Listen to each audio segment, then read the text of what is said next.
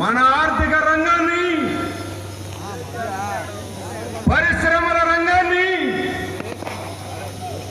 రాజకీయ రంగాన్ని అన్నిటినీ సమూలంగా మార్పు చేస్తారని చెప్పేసి ప్రకటిస్తున్నాడు.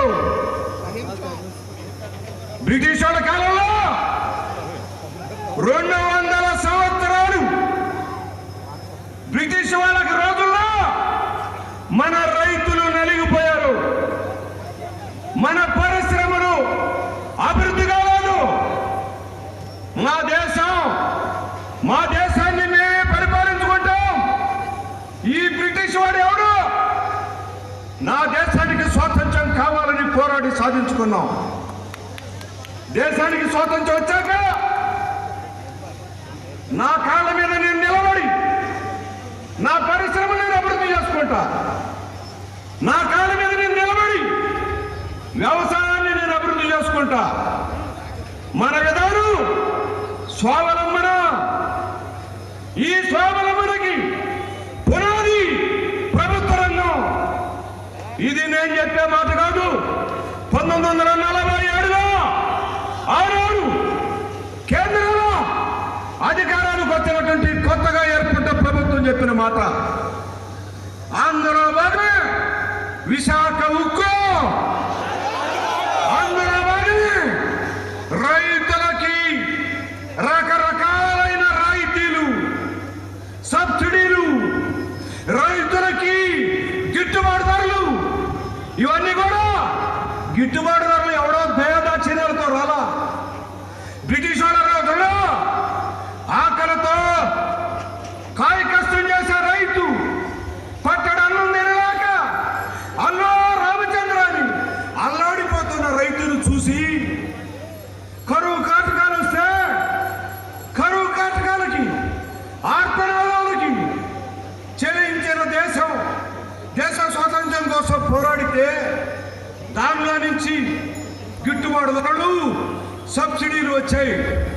దానిలో నుంచి ప్రభుత్వ రంగాన్ని నిలబెట్టుకోవాలన్నట్లయితే, పారిశ్రామిక రంగంలో స్వావలంబన సాధించాలన్నట్లయితే, పారిశ్రామిక రంగం అభివృద్ధి కావాలన్నట్లయితే అమెరికా వాడి మీద, ఇంగ్లాండ్ వాడి మీద, విదేశాల మీద ఆధారపడటం కాదు. మన కాళ్ళ మీద మనం నిలబడి మన పరిశ్రమలు అభివృద్ధి చేసుకోవాలనేటువంటి ఉద్దేశంతో ప్రభుత్వ రంగానికి శ్రీకారం చుట్టారు. ఆనాడు చెప్పారు ఆధునిక దేవాలయాలు. ప్రభుత్వ రంగం ఆధునిక దేవాలయాలని చెప్పేసి మన ప్రధానమంత్రి చెప్పాడు. ఏం పోయే కాలం దగ్గరకు వచ్చింది నరేంద్ర మోడీకి.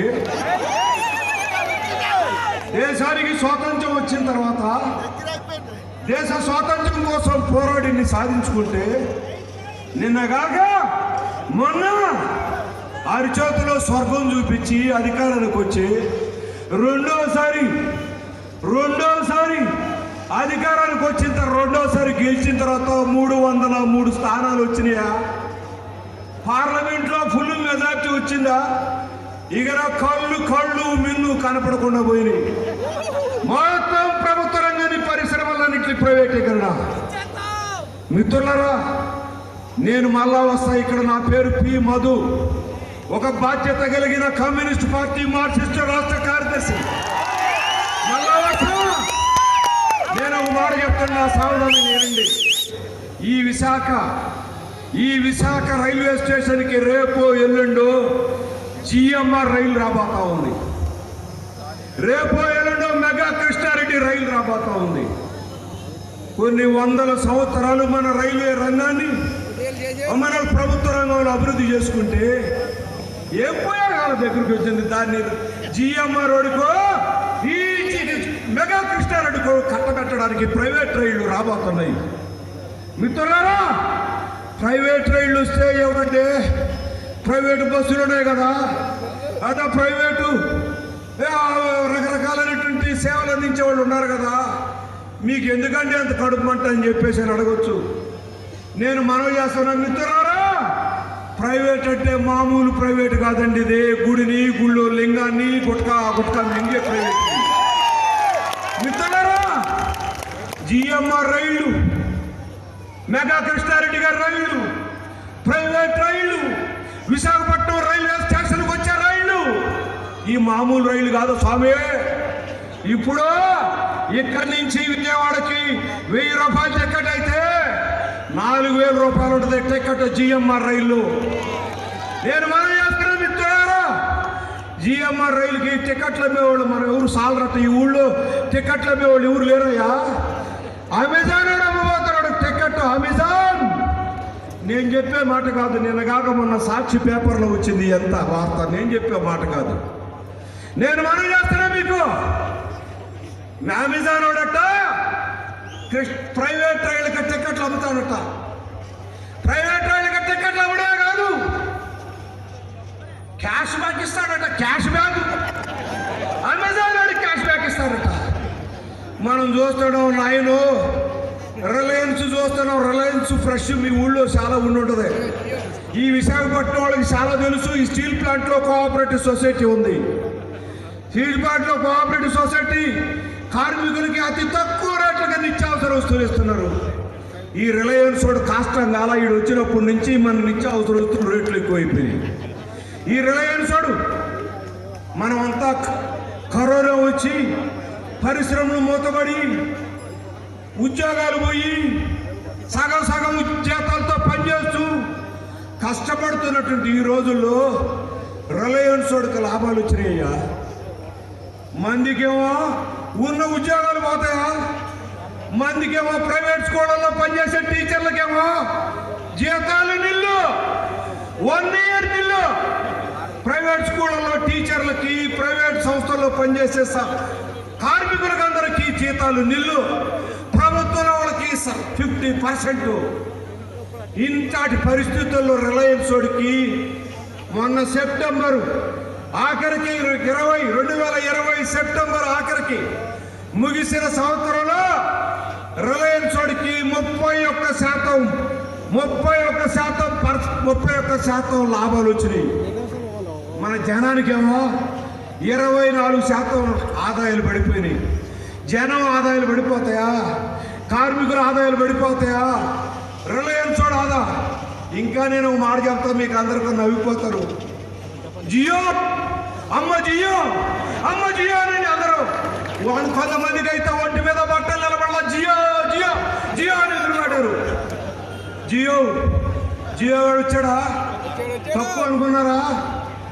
జియో వాడికి కరోనాలో దేశానికి అందరికీ, దేశంలో అందరికీ నష్టాలు వస్తే జియో వాడికి 183% లాభాలు వచ్చినాయి. 183% లాభాలు.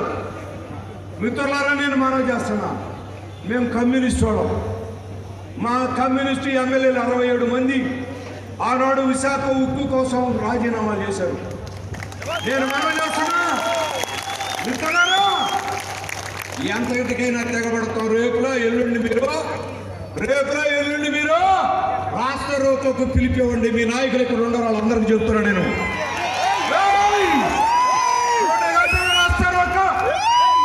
2 గంటలకు పిలిపివ్వండి, మేము అందరం ముందుంటాం. మమ్మల్ని అరెస్ట్ చేసి మమ్మల్ని జైల్లో పెట్టి తక్కువ పనులు అని చెప్తాం.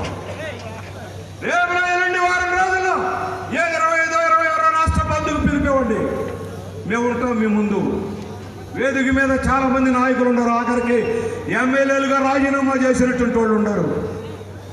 అధికారంలో ఉన్నటువంటి ముఖ్యమంత్రి ఈరోజు ఈ ఉద్యమానికి మద్దతు ఇవ్వడం అనేటువంటిది చాలా శుభసూచకమైనటువంటి పరిణామం. నేను మనవి చేస్తున్నా, అధికార పార్టీ నడిపే ఈ ఉద్యమానికి ప్రతిపక్షాల్లో ఉన్నటువంటి వాళ్ళు మీ నాయకత్వం కింద మేము నడుస్తామని చెప్పేసి చెప్పడం శుభసూచకం. నేను మనవి చేస్తున్నా, ఇద్దరికి కూడా నేను మనవి చేసేది ఏంటంటే, మేము ఇంతకుముందే చెప్పాం, దీనికి అంతటికి నేను మొదటే చెప్పా,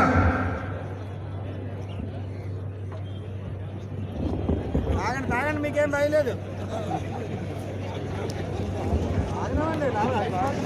నేను ఇందాకే చెప్పా, దేశంలో రెండోసారి నరేంద్ర మోడీ గెలిచిన తర్వాత అన్ని రంగాల్లో మార్పులు చేస్తున్నాడు. ఒక మార్పు ప్రభుత్వ రంగానంతా ప్రైవేటీకరణ. అరే అదానికి ఒక తట్టడు బొగ్గు ఎత్తినటువంటి అనుభవం లేదు. అదానికి నరేంద్ర మోడీ 12 బొగ్గు గనులు ఇచ్చాడు. అదానికి ఎయిర్పోర్టులో ఒక్క విమానం అంటే ఏమిటో, దాన్ని నడపడం అంటే ఏమిటో తెలీదు. అలాంటి అదానికి దేశంలో ముఖ్యమైనటువంటి ఎయిర్పోర్ట్లు 6 ఎయిర్పోర్ట్లు నిన్నగాక మొన్న కట్టబెట్టాడు.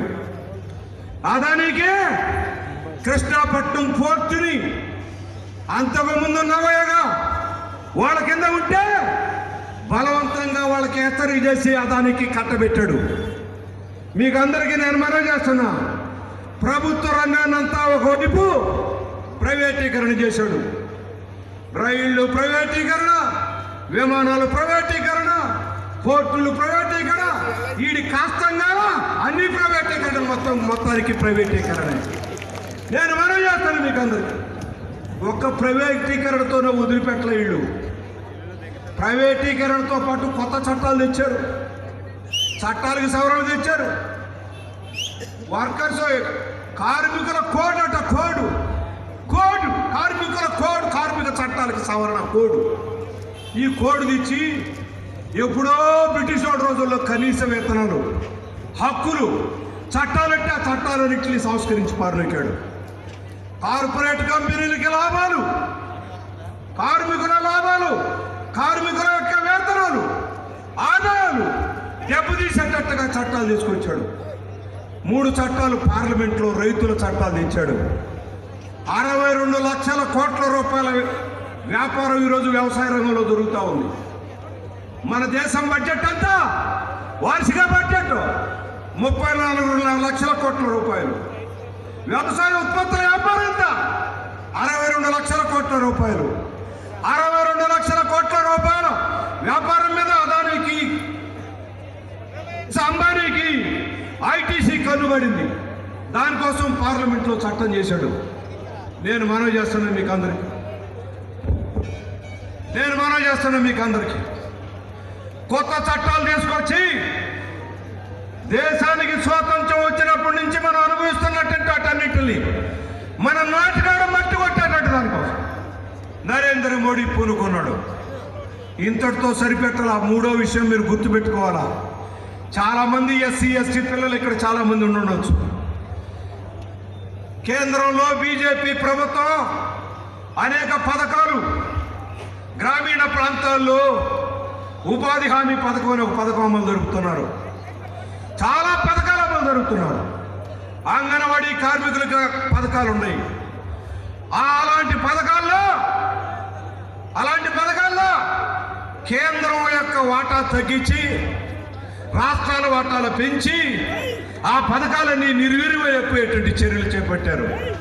ఒక ఉదాహరణ చెప్తా మీకు. పోస్ట్ మెట్రిక్ స్కాలర్షిప్ అని ఒకటి ఉన్నది. దళితులు, గిరిజనులు ఈ జిల్లాలో చాలా పెద్ద సంఖ్య. ఈ గిరిజనులకి, దళితులకి పోస్ట్ మెట్రిక్ స్కాలర్షిప్ లో 60% కేంద్ర ప్రభుత్వం, 40% రాష్ట్ర ప్రభుత్వం వాటా ఖర్చు పెట్టే దాంట్లో కేంద్ర ప్రభుత్వం తన 60% వాటాని 10%కి తగ్గించేశాడు. నేను మనవి చేస్తున్నా మీకు అందరికీ, చాలా మంది మిత్రులు, పెద్దలు వెనకాల మాట్లాడాల్సిన వాళ్ళు ఉన్నారు. 2 మాటలే చెప్పి నేను సాధిస్తున్నా. మిత్రులారా, నరేంద్ర మోడీ ఆర్థిక రంగంలో, సామాజిక రంగంలో, రాజకీయ రంగంలో ఎన్నో మార్పులు చేసుకొచ్చాడు. ఈ 1.5 సంవత్సరం, ఈ 2వ గెలిచిన తర్వాత మార్పులు తీసుకొచ్చాడు. ఆ మార్పుల్లో భాగమే విశాఖ ఉక్కు ప్రైవేటీకరణకి పూనుకోవడం. నేపథ్యాన్ని మర్చిపోతే అందుకనే నేను చంద్రబాబు నాయుడు బీజేపీని తప్పు పట్టాలని నేను కోరుతున్నా. అందుకని జగన్మోహన్ రెడ్డి బీజేపీని తప్పు పట్టాలని చెప్పి నేను కోరుతున్నా. మిత్రులారా, ఈరోజు నరేంద్ర మోడీ అంటున్నాడు, అరే నేను మా బీజేపీ కేంద్రంలో ఉంది, 303 పార్లమెంట్ స్థానాలు వచ్చినాయి. మా మంత్రులందరూ ఉన్నారు. మీ తెలుగుదేశం ఎందుకయ్యా, మీ వైఎస్ఆర్సీపీ ఎందుకయ్యా, మీకు ఎందుకు రాష్ట్రాల్లో పార్టీలు, ప్రాంతీయ పార్టీలు? మీకు డిఎంకే అవసరంలా, అకాలీ పార్టీ అవసరంలా, కర్ణాటక కాంగ్రెస్ అవసరంలా? అన్ని పార్టీలు వైండప్ చేయండి. ఒకే దేశం ఒకే ఓటు, ఒకే దేశం ఒకే ఓటు. ఎవడమ్మా ముగ్గురుదయ్యా ఇది? ఏమన్నా చేస్తున్నా? ఒకే దేశం ఒకే మార్కెట్, ఒకే దేశం ఒకే పన్ను. జిఎస్టీ అమ్మా, జిఎస్టీ అంటే చాలా మందికి ఒంటి మీద బట్టలు నిలబడాల. జిఎస్టీ జిఎస్టీ ఎగురులాడారు ఆ రోజు. అర్ధరాత్రి 12 గంటల సమయంలో పార్లమెంట్లో జిఎస్టీ తెచ్చారు. ఆ రోజు కమ్యూనిస్టులు మేము ఒక్కరమే పార్లమెంట్లో తొడదాటి నిలబడ్డది మేము ఒక్కరమే. ఆ రోజు జిఎస్టీ వస్తే ఆ జిఎస్టీ ఏమిటాయంటే మన పాలకూర మీద ఆకుకూరల మీద జిఎస్టీ పన్ను లేదు. అంతకుముందు పసిబిడ్డలు తినేటువంటి బ్రెడ్ మీద పన్ను లేదు. ఆ రోజు పేదవాళ్ళు వాడుకునేటువంటి పాల మీద జిఎస్టీ పన్ను లేదు. ఆ రోజు అన్నాడీఎంకే పేదవాళ్ళకి మధ్యాహ్న భోజనం అన్న క్యాంటీన్లో జయలలిత, ఆ జయలలిత ఇచ్చేటువంటి రాయితీలు, ఆ రాయితీల మీద పన్ను లేదు. ఆ రోజు ఓ జిఎస్టీ ఒకే దేశం ఒకే పన్ను. ఇన్కమ్ ట్యాక్స్ డిపార్ట్మెంట్ వాళ్ళ వేధింపులు ఎక్కువైపోయినాయి. జిఎస్టీ వస్తే ఒకే పన్ను వస్తే ఒకే దేశం అయితే ఈ ఇన్కమ్ ట్యాక్స్ వాళ్ళు బాగా తగ్గుతాయని చెప్పేసి చాలా మంది సంకలు తట్టుకొని బలపరిచారు దాన్ని. జిఎస్టీ దెబ్బతో ఈ తెలుగుదేశం, వైసీపీ, అకాలీ పార్టీ, అన్నాడీఎంకే, డిఎంకే అన్ని ప్రాంతీయ పార్టీలు రాష్ట్రాల యొక్క హక్కులన్నింటినీ ఆర్థిక రంగంలో లాగవతల పారేసింది. మీ ఇప్పుడు ఒకే మార్కెట్ అంటుండ్రు. విశాఖపట్నం వాళ్ళట ఢిల్లీకి పోయి అమ్ముకోవచ్చట. ఇక్కడ పండినటువంటి పంటలని కూరగాయలట హైదరాబాద్ పోయి అమ్ముకోవచ్చట. ఎవరికైనా మెడకాయ మీద తలకాయ ఉన్నాడు చెప్పాలి ఈ మాట. ఎవరికైనా అర్థమవుతారని అడుగుతున్నా. మిత్రులరా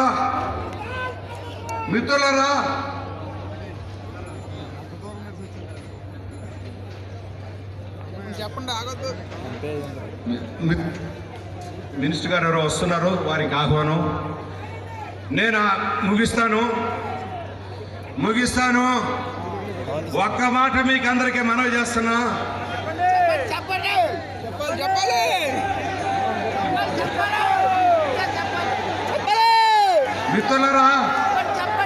మిత్రులరా ఈరోజు మన దేశం చాలా ప్రమాదకరమైనటువంటి పరిస్థితుల్లోకి ఏడవబడ్డది. మినిస్టర్ గారు వచ్చారు. మీ అందరి తరఫున వారిని వేదిక మీదకి ఆహ్వానిస్తున్నాం.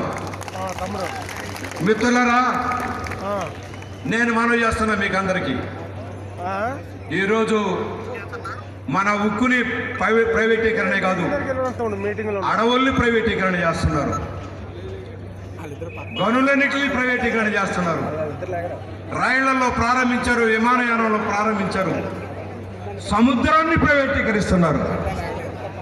ఒకటి కాదు, దేన్ని పడితే దాన్ని ప్రైవేటీకరించేదానికి పూనుకుంటున్నారు. అందుకని మేము మనవి చేస్తున్నాం, ఇదేదో విశాఖపట్నం స్టీల్ ప్లాంట్ ప్రైవేటీకరణలే, ఇది మా దాకా రాదని అడవి బిడ్డలు అనుకుంటారా? మొదటికే మోసం. ఇది మా దగ్గరికి రాదులేని సముద్రంలో ఏటకు పోయేటంటే మత్స్యకారులు అనుకుంటారా? చాలా డేంజర్. నేను మీకు మనవి చేస్తున్నాను.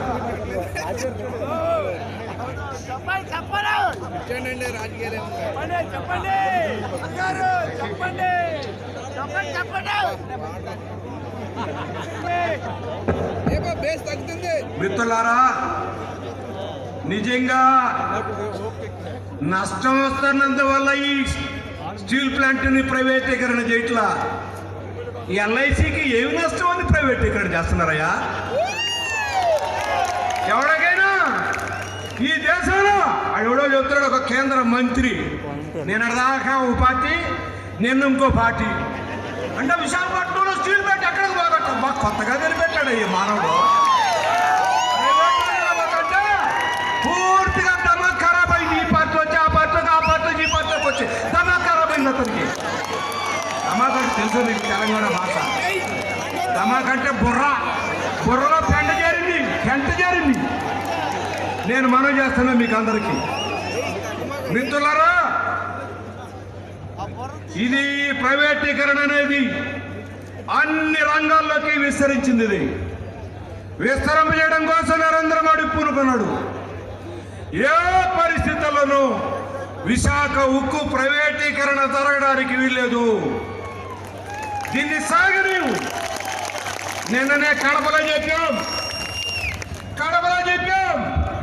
కడప ఉక్కు ఏమైంది? ప్రత్యేక హోదా ఏమైంది? ఎవరిస్తారు దీన్ని? రైల్వే జోన్ అడిగితే రైల్వే జోన్ మనకి ఇవ్వాల్సింది ఇవ్వకుండా మనకు బాగా లాభం వచ్చేదాన్నంతా పక్కన పెట్టి మేము కూడా ఇచ్చాం. ఇదే తిను, ఇదే పరమాన్నం, ఇదే పెరుగు, ఇదే నెయ్యి. ఎవడమ్మ మొగుడు సొత్తనయ్యా? నేను మనవి చేస్తున్నా మీకు అందరికీ. మిత్రులారా, కడపలో ఉక్కు అడగాల మనం. ఈ విశాఖ ఉక్కుని సాధించుకోవడం కోసం మన రాష్ట్రంలో విభజన హామీలు అడగాల మనం. ప్రత్యేక హోదా అడగాల మనం. మన రాష్ట్రంలోకి వచ్చే ప్రైవేటు రైళ్ళు ముడియాదా, ఈ ప్రైవేట్ రైళ్లు కూడా గవర్నమెంట్ రైళ్లలో ఉన్న టికెట్లు వసూలు చేయాల. ఈ ప్రైవేట్ రైళ్లలో కూడా ప్రభుత్వ రైళ్లలో జీతాలు ఎంత ఇస్తున్నారో అంత జీతాలు ఇవ్వాలా. అంతగా తక్కువ ఇచ్చావా నీ ముడ్డికి సున్నం రాస్తామని చెప్పేసి చెప్పాలి మనం. మిత్రులారా, ఈరోజు ఒక మాట చెప్పి సాధిస్తా, అది బీజేపీ గురించి. ఇది విచిత్రమైన పార్టీ. ఇది ఎవరికి అందనటువంటి పార్టీగా తయారవుతుందని అనుకున్నారు వాళ్ళు. ఏం కుదరట్లా. బీజేపీ